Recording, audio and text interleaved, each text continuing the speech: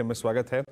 अच्छा, पहले आपको बता दूं, मैं यहाँ पे अभी कुछ दिनों पहले ही वित्त मंत्री के साथ जो प्री बजट मीटिंग्स थी उसमें नीलेश जी उपस्थित थे। थोड़ा सा उस बैठक में क्या हुआ, चिंता क्या थी, किन किन मुद्दों पे बातचीत हुई, सब पे करेंगे बातचीत। लेकिन नीलेश जी, सबसे पहले ये जो 2 दिन पहले भारत को T20 वर्ल्ड कप में जीत मिली है, उसकी आपको भी बहुत बहुत शुभकामनाएं। ये जीत अद्भुत थी, इसको कई साल तक चेज़ किया, कितने खिलाड़ियों ने चेज़ किया। नवंबर में एक मायूसी हाथ लगी थी, उसके बाद ये फाइनली खुशी मिली। बड़ी इंटरेस्टिंग चीज़ थी, जीत हुई और उसके बाद एग्जैक्टली मात्र 20 मिनटों के अंदर 3 खिलाड़ियों ने, जिनके ज़रिए हम इस T20 का कप हासिल कर रहे थे, अलविदा भी कह दिया इस फॉर्म ऑफ क्रिकेट को। ये जीत आपके अनुसार कैसी थी और क्या सीख देती है, और स्पेशली ये 3 खिलाड़ियों ने जो संन्यास लिया? वीरेंद्र भाई, क्रिकेट की मैच में जब वर्ल्ड कप जीते तो बहुत ही अच्छा लगता है। आज भी मुझे याद है 1983 का वो दिन, जिस वक्त हमने वर्ल्ड कप जीता था पहली बार अगेंस्ट ऑल एक्सपेक्टेशन, एंड पूरे भारत में एक आनंद की लहर आ गई थी। तो बहुत बधाई है इंडियन क्रिकेट टीम को। एंड जैसे सुनील गावस्कर ने कहा था कि you should retire when everyone is asking why, rather than people asking when are you retiring। तो ये तीनों दिग्गज ने भारतीय क्रिकेट में बहुत बड़ा योगदान दिया, एंड अभी भी हमें उनका सपोर्ट मिलता रहेगा। टेस्ट मैच में और वनडे में उन्होंने सिर्फ T20 से रिटायरमेंट ली है।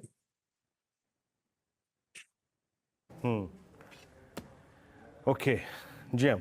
अच्छा, अब आते हैं, एक काम करते हैं इस जीत के बाद और इस प्री बजट मीट पे नीलेश भाई, इस मीट में आई थिंक चिंताएं क्या थीं, साथ ही साथ किन मुद्दों पे चर्चा हुई, और इस मीट का आउटकम मतलब मोटे तौर पे क्या रहा, और पॉसिबली मैं शायद जो एक आपसे बात पूछना चाह रहा हूँ, ये बजट रहेगा कैसा, थीम क्या होगी इस बजट की, इस मैंडेट के बाद जो 4 जून को हमें मिला, एक सेंस क्या मिल रहा है आपको? एक हमारी जो एक्सपेक्टेशन है बजट से, वह यह है कि आप वोट ऑन अकाउंट प्लस वाला बजट दीजिए। इलेक्शन के पहले भी जब आपने वोट ऑन अकाउंट दिया तो फिस्कल प्रूडेंस का पाथ नहीं छोड़ा और इंफ्रास्ट्रक्चर इन्वेस्टमेंट के ऊपर भरपूर जोर रखा। अब आपके पास तकरीबन 1,23,000 करोड़ आरबीआई से एडिशनल डिविडेंड आया है पिछले साल के मुताबिक, जिससे आप एक त्रिवेणी संगम कर सकते हैं। बॉटम एंड ऑफ पिरामिड को कंजम्पशन का थोड़ा सपोर्ट करिए, इंफ्रास्ट्रक्चर इन्वेस्टमेंट पे और जोर लगाइए और फिस्कल प्रूडेंस का पाथ भी अपनाइए। We are thankful to honourable finance minister कि उन्होंने हमें इस काबिल समझा कि हम उनके साथ प्री बजट कंसल्टेशन कर सके। बड़े ध्यान से हमारे मुद्दों को सुना गया। मैं एक मुद्दे पे जो मार्केट से काफी रिलेटेड है उसके ऊपर प्रकाश डालना चाहूंगा। वीरेंद्र भाई, आज अगर हम म्यूचुअल फंड में देखें, स्टॉक मार्केट में देखें, तो बहुत सारे निवेशकों ने अपनी आर्थिक सुरक्षितता प्राप्त कर ली है, बट जब भी इनके बाहर देखे तो लोगों का सेविंग्स एलोकेशन आज भी उतना अच्छा नहीं है जितना होना चाहिए। आरबीआई ने हाउस होल्ड का फाइनेंशियल सेक्टर एलोकेशन का रिपोर्ट FY 21 से 23 का पब्लिश किया। 21 से 23 के बीच में वीरेंद्र भाई, आपको पता है हमारी मार्केट किस तेजी से दौड़ी थी। उसके बावजूद जितना पैसा लोगों ने म्यूचुअल फंड में और डायरेक्ट स्टॉक में लगाया, उससे कहीं ज्यादा पैसा सिर्फ करेंसी नोट में रखा। कैश जो एक बर्फ की तरह महंगाई के सामने पिघलने वाली है, वहां पे लोगों ने ज्यादा निवेश किया, और इक्विटी मार्केट, शेयर्स, डिबेंचर्स, जहां पे इन महंगाई से ज्यादा रियल रिटर्न मिलने वाला है, वहां पे बहुत कम निवेश किया। तो हमने फाइनेंस मिनिस्टर से यही गुजारिश की कि सेबी के डायरेक्शन में, सेबी की निगहबानी में हम म्यूचुअल फंड सही है कि कैंपेन चलाते हैं, लोगों में फाइनेंशियल अवेयरनेस पैदा करने की कोशिश करते हैं। अब हमें आपका सहारा चाहिए, आपकी निगहबानी चाहिए। जैसे आपने जनधन के जरिए हर भारतीय को बैंक अकाउंट प्रदान किया, वैसे जन निवेश के द्वारा हम हर भारतीय को कैसे आर्थिक सुरक्षा प्रदान कर सके ताकि उनका पैसा करेंसी नोट की जगह पे mutual fund, bank deposits, insurance policies में निवेश हो सके। तो ये जन निवेश की योजना बहुत जरूरी है ताकि हर भारतीय भारत की ग्रोथ स्टोरी में हिस्सेदारी रख सके। अच्छा नीलेश भाई, बिल्कुल बात आपकी सही है और म्यूचुअल फंड्स ने वेल्थ क्रिएट करी और यकीन मानिए मैं खुद अपने लिए, अपनी बेटी के लिए म्यूचुअल फंड्स का ही सहारा लेता हूँ उसके भविष्य के। आई थिंक जो भी मैंने पैसा रखा है उसके लिए। लेकिन बीते 6 महीने से कभी स्ट्रेस टेस्ट, फिर उसके बाद आई थिंक एक खबर अभी कुछ दिनों पहले और आई थी जिसका मैं यहाँ पर उल्लेख नहीं करना चाहूँगा। म्यूचुअल फंड्स को लेके थोड़ी नेगेटिव न्यूज़ फ्लो, इस पर आपका एक व्यू चाहूँगा। इससे कोई इम्पैक्ट पड़ा है क्या फ्लो की तरफ? सी, अल्टीमेटली आपका काम बोलता है। म्यूचुअल फंड इंडस्ट्री में सबसे बड़ी चीज जो है वो सेबी की निगहबानी है। उनके रूल्स, रेगुलेशंस, ट्रांसपेरेंसी, डिस्क्लोजर पूरी दुनिया में अव्वल दर्जे पे हैं। हम कई बार बाहर के निवेशकों से मिलते हैं एंड जब भी कोई निवेशक पैसा देना चाहता है ड्यू डिलिजेंस करता है। उनके ड्यू डिलिजेंस में उन्हें जितनी इंफॉर्मेशन चाहिए वो सिर्फ हमारी फैक्टशीट में से वो ले सकते हैं। वो हमेशा हमें तारीफ करते हैं कि आपके जितना डिस्क्लोजर तो हमने दुनिया की कोई मार्केट में नहीं देखा। जब आप इतने ट्रांसपेरेंट है, जब आप इतने यू नो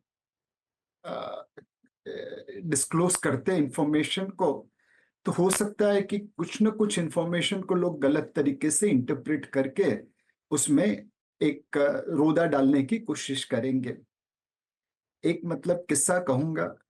कोविड के समय में एक बड़े म्यूचुअल फंड ने टेम्पररीली अपना रिडम्पशन स्थगित किया था। उस समय एक साउथ बेस्ड इंस्टीट्यूशन ने प्रेस रिलीज इश्यू की थी कि म्यूचुअल फंड इंडस्ट्री का 15 लाख करोड़ का घोटाला है। उस समय मेरा total date AUM 12 lakh crore के आसपास था इंडस्ट्री का। 12 लाख करोड़ में कोई 15 लाख करोड़ का गबन कैसे कर सकता है? उस 12 लाख करोड़ में हमारे पास गवर्नमेंट सिक्योरिटीज थी, पीएसयू कंपनीज थी। आप ये इंटरप्रेट कर रहे हैं कि सरकार दिवालिया बन चुकी है, सरकार बंद हो गई है। तो लोगों ने लिखने में कुछ सोचा नहीं, हेडलाइन कमाने के लिए उन्होंने प्रेस रिलीज इश्यू कर दी। जनरली मतलब आप वीकेंड में ये कर दो तो आजकल सोशल मीडिया में अपने आप घूमने लगता है। हमें 3-4 दिन लगे लोगों को समझाने के लिए कि भाई हमारे पोर्टफोलियो देखिए और फिर नतीजे पे पहुंचिए, लोगों के बहकावे में मत आइए। म्यूचुअल फंड में धीरे धीरे निवेशकों का विश्वास बढ़ रहा है और उसका मूलभूत कारण यही है कि सेबी के रूल्स रेगुलेशन हमारी इंडस्ट्री को सही राह पे चलने दे रहे हैं। तो न्यूज का इंटरप्रिटेशन, डेटा का इंटरप्रिटेशन अलग अलग हो सकता है। मैं सभी निवेशकों से एक ही निवेदन करूंगा, आप हमारी फैक्ट शीट देखिए, आपको जो कॉल लेना है लीजिए, लोगों के बहकावे में मत आइए। ओके नीलेश भाई, मैं अनुज अब ज्वाइन कर रहा हूँ आपको थोड़ा लेट। मैं यहाँ एनएससी आया हुआ था, हमारे गुजराती चैनल सीएनबीसी बाजार की 10वीं सालगिरह थी। तो पहले तो आपको भी इस जन्मदिन की बहुत बहुत बधाई। आप भी इस चैनल का हिस्सा रहे हैं और यहाँ पर आके मैंने बेल रिंगिंग की। मैं सोचा एक बार आपसे भी बात कर ली जाए कि गुजराती चैनल के 10 साल पूरे हुए। आप कुछ कहना चाहेंगे इस पर? हाँ अनुज भाई, एक मतलब बात कह सकते हैं कि स्टॉक मार्केट की भाषा गुजराती है। हॉर्निमन सर्कल के आगे एक बड़ा वड़ का वृक्ष था और उसके आसपास लोग ट्रेडिंग करते थे। वहां से native share and stock brokers association of Bombay करके बॉम्बे स्टॉक एक्सचेंज की शुरुआत हुई। अनुज भाई 2 मिनट चाहूंगा आपसे एक बड़ी अच्छी बात करने के लिए। आपको पता है पाव भाजी मुंबई में बहुत स्पेशल है, गली गली घर घर में लोग पाव भाजी खाते हैं। उसकी ओरिजिन स्टॉक मार्केट से जुड़ी हुई है। उस समय कॉटन का ट्रेडिंग ज्यादा होता था, कॉटन स्टॉक का ट्रेडिंग ज्यादा होता था और घर पे रात को जाओ तो कोई खाना नहीं मिलता था एंड जो वेंडर्स थे वह भी रात को खड़े नहीं रहते थे। तो जितनी सब्जी आसपास में बचती थी वो जमा करके भाजी बनती थी। रोटी बनाने का तो समय नहीं था, इसलिए वो पाव खाते थे। और स्टॉक मार्केट के जरिए पूरे मुंबई को और इंडिया को पाव भाजी मिली। तो ऐसी बहुत सारी बातें हैं स्टॉक मार्केट से जुड़ी हुई, और उसमें गुजराती भाषा का योगदान काफी बड़ा है।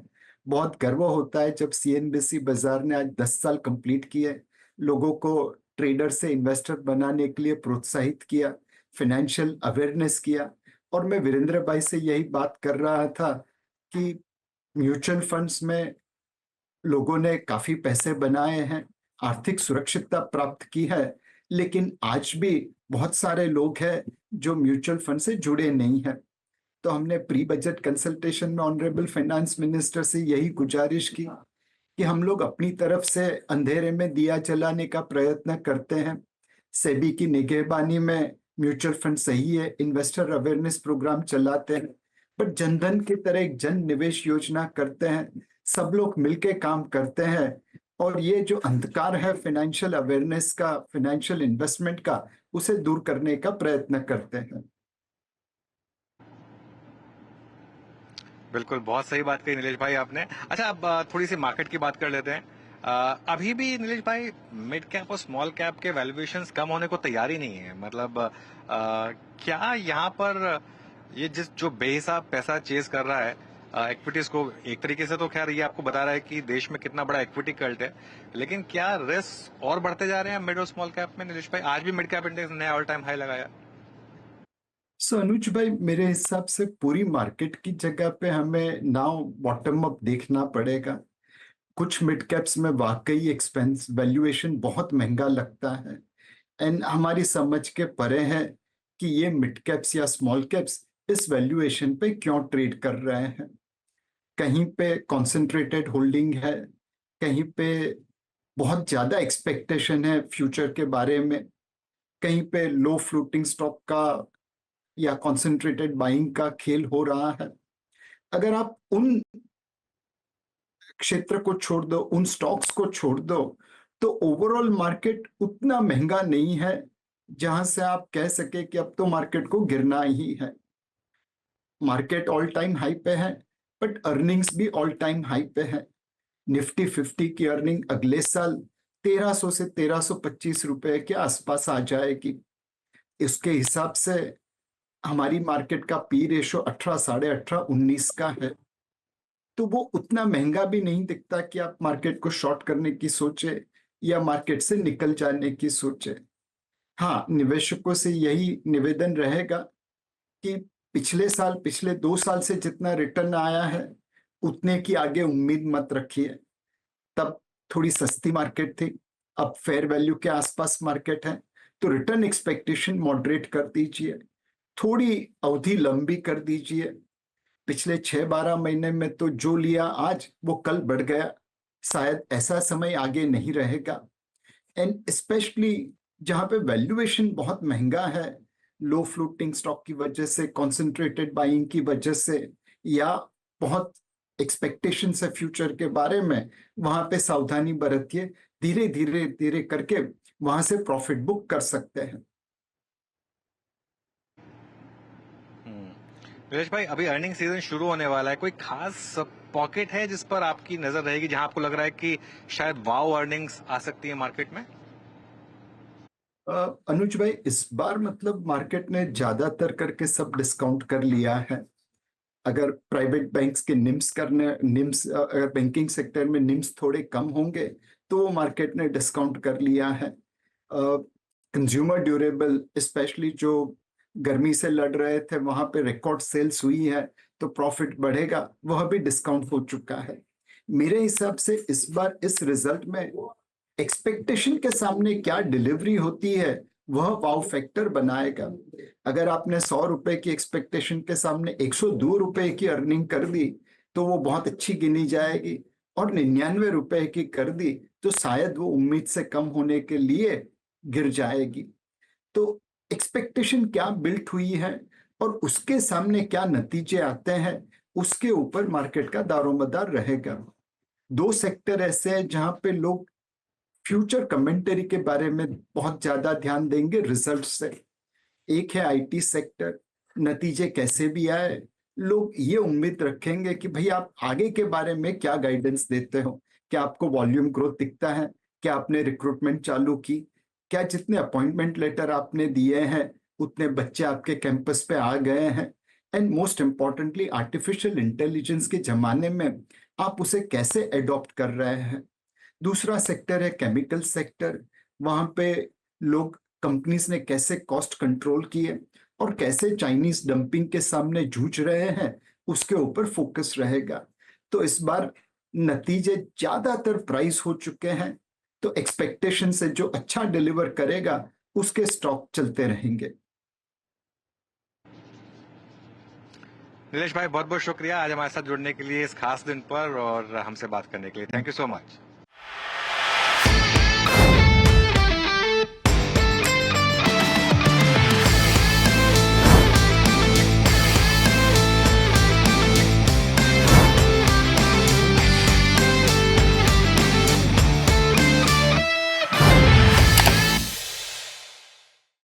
बता दें कि मनी कंट्रोल पर दिए गए विचार एक्सपर्ट्स के अपने निजी विचार होते हैं। वेबसाइट या मैनेजमेंट इसके लिए उत्तरदायी नहीं है। यूजर्स को मनी कंट्रोल की सलाह है कि कोई भी निवेश निर्णय लेने से पहले सर्टिफाइड एक्सपर्ट की सलाह लें।